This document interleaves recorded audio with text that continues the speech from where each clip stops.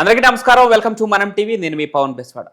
YCP sitting MP Mithun Reddy arrest కాబోతున్నట్టు పెద్ద ఎత్తున సోషల్ మీడియాలో ప్రచారం జరుగుతుంది. లిక్కర్ స్కామ్లో ఆయనని అరెస్ట్ చేయబోతున్నారంటూ కొన్ని వార్తలు వస్తున్న నేపథ్యంలో ముందస్తు బెయిల్ కోసం హైకోర్టును ఆశ్రయించడం జరిగింది. కానీ ఇంకా బెయిల్ మంజూరు కాలేదు. ఈ నేపథ్యంలో అసలు ఆ స్కామ్ ఏంటి, మిథున్ రెడ్డి అరెస్ట్ ఎంతవరకు నిజం, చర్చించే ప్రయత్నం చేద్దాం. మనతో పాటు అందుబాటులో ఉన్నారు senior journalist doctor Bharat Reddy గారు. సార్ నమస్తే. నమస్తే.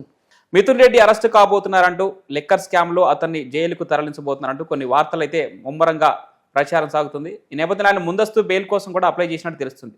అసలు లిక్కర్ స్కామ్ ఏంటి, మిథున్ రెడ్డి అరెస్ట్ ఎంతవరకు నిజం? గత 2-3 ఏళ్ల నుంచి చూసుకున్నట్టయితే దేశ రాజకీయాలు మొత్తం కూడా లిక్కర్ చుట్టే తిరుగుతున్నాయి. లిక్కర్ స్కామ్ చుట్టే. అవును. తెలంగాణ రాష్ట్రం, తెలుగు రాష్ట్రాల నుంచి స్టార్ట్ అయిన లిక్కర్ స్కామ్ ఢిల్లీ వరకు పాకి ఢిల్లీలో అధికార మార్పిడి వరకు వెళ్ళింది. ఈ మధ్యకాలంలో తమిళనాడులో కూడా జరిగిందనే వార్తలు కూడా వెలువడుతున్న నేపథ్యంలో అసలు లిక్కర్ స్కామ్ ఎక్కడెక్కడికి పాకిందో అర్థం కాని పరిస్థితి మనకు కనిపిస్తుంది. లిక్కర్ స్కామ్లో గతంలోనే కవిత అరెస్ట్ అయ్యి చాలా కాలం పాటు జైల్లో ఉండడం జరిగింది. ఢిల్లీ ఉప ముఖ్యమంత్రి మనీష్ సిసోడియా దాదాపు సంవత్సరానికి పైన ఆయన జైల్లో ఉన్నాడు. ముఖ్యమంత్రి సైతం కేజ్రీవాల్ ముఖ్యమంత్రి సైతం లిక్కర్ స్కామ్లోనే అరెస్ట్ అయ్యి జైల్లో ఉండడం జరిగింది. 10 ఏళ్ళు ముఖ్యమంత్రిగా కొనసాగిన కేజ్రీవాల్ కేవలం లిక్కర్ దెబ్బతోటి అధికారాన్ని కోల్పోవాల్సిన పరిస్థితి వచ్చింది. ఇలాంటి పరిస్థితిలో ఇప్పుడు కొత్తగా వైసీపీ ఎంపీ మిథున్ రెడ్డి పేరు బయటికి రావడం జరుగుతుంది. మిథున్ రెడ్డి పేరు బయటికి రావడానికి కారణం బ్రేవరీస్ చైర్మన్ వాసుదేవరెడ్డి ఆయన ఇచ్చిన రిపోర్టు ప్రకారం, ఆయన ఇచ్చిన సాక్ష్యం ఆధారంగా సిట్టు దర్యాప్తు చేసిన ఆధారంపై కొన్ని పేర్లు బయటపెట్టడం జరిగింది. అందులో మిథున్ రెడ్డికి ఉన్నట్టు, ఆయన అందులో పాత్ర ఉన్నట్టుగా సిట్టుకు ఆధారాలు దొరకడం జరిగింది. దీన్ని దృష్టిలో పెట్టుకొని ఎప్పుడైనా అరెస్ట్ చేసే అవకాశం ఉందని దృష్టిలో పెట్టుకున్న మిథున్ రెడ్డి ముందు జాగ్రత్తగా హైకోర్టును ఆశ్రయించడం జరిగింది. నాకు ముందస్తు బెయిల్ మంజూరు చేయండి అని చెప్పి హైకోర్టును ఆశ్రయించడం జరిగింది. కానీ ముందస్తు బెయిల్ ఇవ్వడానికి హైకోర్టు నిరాకరించింది. నువ్వు విచారణకు సహకరించు అని చెప్పడం జరిగింది.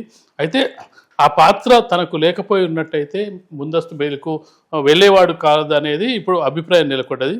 18,000 కోట్ల స్కామ్ జరిగింది. లిక్కర్ స్కాము ప్రజలకు చెందాల్సిన సొమ్ము వీళ్లకు మధ్యవర్తులకు వెళ్ళిపోయింది లిక్కర్ స్కామ్ ద్వారా అనేది ఇప్పుడు ఆరోపణ. అది సిట్ బృందం దర్యాప్తు చేస్తుంది.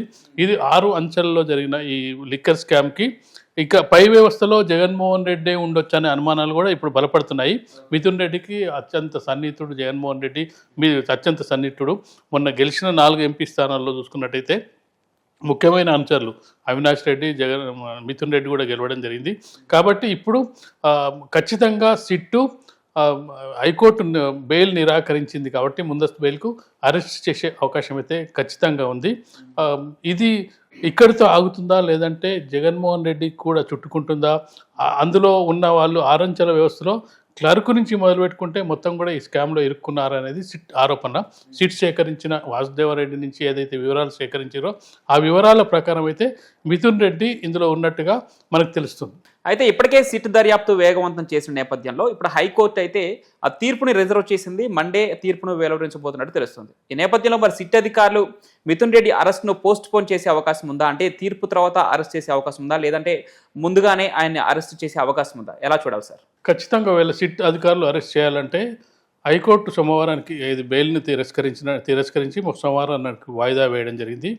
ఒకవేళ సిట్ అధికారులు అరెస్ట్ చేయాలనుకుంటే మేబీ ఎప్పుడు కూడా పోలీస్ అధికారులు ఏ విధంగా అరెస్ట్ చేస్తారంటే సాటర్డే అరెస్ట్ చేస్తారు, సండే వాళ్ళ చోటుంచుకొని మండే కోర్టుకు ప్రొడ్యూస్ చేస్తుంటారు.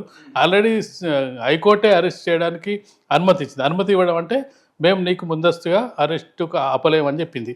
కాబట్టి ఖచ్చితంగా అయితే ఒకవేళ హైకోర్టు మండే కంటే ముందే అరెస్ట్ చేసే అవకాశం ఈరోజు రేపట్లో ఉంటుంది. లేదంటే కోర్టు ఏం చెప్తుందో వినే అవకాశం అయితే ఖచ్చితంగా ఉంటుంది. ముఖ్యంగా చూసుకున్నట్టయితే ఈ స్కామ్కి సంబంధించి లోతుగా అయితే విశ్లేషణ జరుగుతుంది. ఈ లిక్కర్ స్కామ్ తెలంగాణ నుంచి ఇప్పుడు ఆంధ్రప్రదేశ్ ఉన్న నాయకులపైకి గతంలో విజయసాయి రెడ్డి మీద కూడా ఆరోపణలు రావడం జరిగింది. లిక్కర్ స్కామ్కి సంబంధించి చాలామంది, అంటే పెద్ద పెద్ద వాళ్ళ మీద చాలామంది మీద లిక్కర్ స్కామ్ ఆరోపణలు ఉన్నాయి. లిక్కర్ స్కామ్ అనేది పూర్తిగా అంటే దేశవ్యాప్తంగా చుట్టుకున్న అంశంగా కనిపిస్తుంది. కాబట్టి మిథున్ రెడ్డి ఒక ఎంపీ ఉన్నాడు, రాజంపేట ఎంపీగా ఉన్నాడు, వైసీపీలో కీలక నేత. ఇది మిథున్ రెడ్డితోటి ఆగిపోద్దా? వైసీపీ నేతల మెడకు చుట్టుకుంటుందా? వాసుదేవరెడ్డి ఇచ్చిన వాంగ్మూలం అనేది ఇంకా పూర్తి స్థాయిలో బయటికి సిట్ అధికారులు చెప్పలేదు. వాళ్ళు ఇచ్చిన వాంగ్మూలం, ఆయన ఇచ్చిన వాంగ్మూలం ఆధారంగా మిథున్ రెడ్డికి పాత్ర ఉంది అనేది అక్కడ తేలిన విషయం. మిథున్ రెడ్డితో పాటు ఇప్పుడు మనం అనుకున్నట్టుగా 6 అంచెల వ్యవస్థలో 6వ అంచె వ్యవస్థలో మిథున్ రెడ్డి ఉన్నాడు. ఆ పైన కూడా వ్యవస్థ ఉందా, లేకపోతే ఈ వ్యవస్థతో ఆగిపోతుందా అనేది ఖచ్చితంగా కూడా లిక్కర్ స్కామ్ అనేది మరొకసారి వార్తల్లో అలాగే చర్చల్లో ఉండే అవకాశం అయితే ఖచ్చితంగా కనిపిస్తుంది. సార్ ఇక్కడ గమనించాల్సిన విషయం ఏంటంటే ప్రతి కేసులో కూడా అంటే ముఖ్యంగా పెద్ద పెద్ద బిజినెస్ మ్యాన్లు కావచ్చు లేదా రాజకీయ నేతలు కావచ్చు, ముఖ్యంగా రాజకీయ నేతల విషయంలో ముందస్తు బెయిల్ అనేది ఒక ట్రెండ్గా మారుతుంది. ఈ ముందస్తు బెయిల్ వాళ్ళలో ఉన్న భయానికి సంకేతమా, లేదంటే వన్స్ లోపలికి వెళ్తే మళ్ళీ బయటకు వచ్చే అవకాశం అంటే వాళ్ళు చేసిన ఏదైతే ఉందో ఆ పనులు ఉన్నాయో వాటిని బేస్ చేసుకుని వీళ్ళు ముందస్తు బెయిల్కి వెళ్తున్నారా? అంటే ముందుగానే వాళ్ళ లోపల ఉందా, మేము చేశాం కాబట్టి ఆధారాలతో సహా వారి దగ్గర ఉన్నాయని ఒక నమ్మకానికి వచ్చేస్తానంట. మిథున్ రెడ్డి విషయంలో ఏం జరగబోతుంది అంటారు?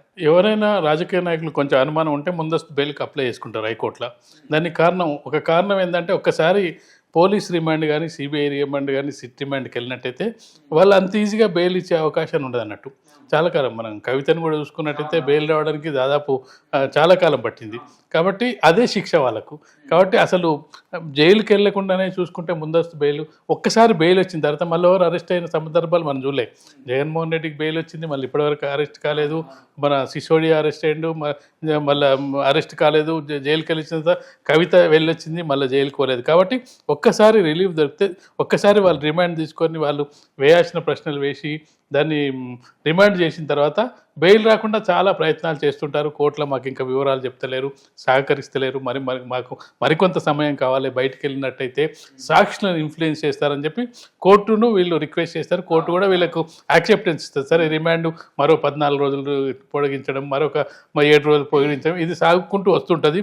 ఈలోపు వేరే కొత్త కేసు ఉన్న దాన్ని యాడ్ చేయడం, ఇలాంటివి జరుగుతుంటుంది. అసలు లోపలికి వెళ్లకుండానే ఉండే ప్రయత్నం చేసేదే ఈ ముందస్తు బెయిల్. లోపలికి వెళ్లకుండా ఉన్నట్టయితే బెయిల్ను, ఒకసారి బెయిల్ వచ్చిందంటే ఆ బెయిల్ను పొడిగించుకుంటూ వెళ్ళొచ్చు.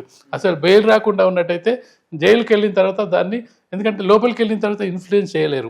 అయితే కోర్టులు కూడా కొన్ని విచారణ, అసలు మీ మీద విచారణ స్టార్ట్ అవ్వలేదు, ఈ లోపల మీకు ముందస్తు బెయిల్ ఎలా ఇవ్వాలని చెప్పి కోర్టు అయితే తిరస్కరించింది. కోర్టే అడిగింది, మీకు ఇవ్వాల్సిన అవసరం లేదు, ఏమన్నా ఉంటే మీరు వివరాలు ఇవ్వండి, అరెస్టు అట్లాంటివి వచ్చినప్పుడు మేము చూసుకుంటామని చెప్పడం జరిగింది. కాబట్టి ముందస్తుగా ఏంటంటే రాజకీయ నాయకులు ఆ పరిస్థితి రాకుండానే మనం ఒకసారి ముందస్తు బెయిల్కు వెళ్ళడం మంచిగా వెళ్తారు. కానీ చాలా విషయాల్లో, చాలా సందర్భాల్లో కోర్టు రిజెక్ట్ చేస్తున్న సందర్భాన్ని కూడా మనం చూడొచ్చు.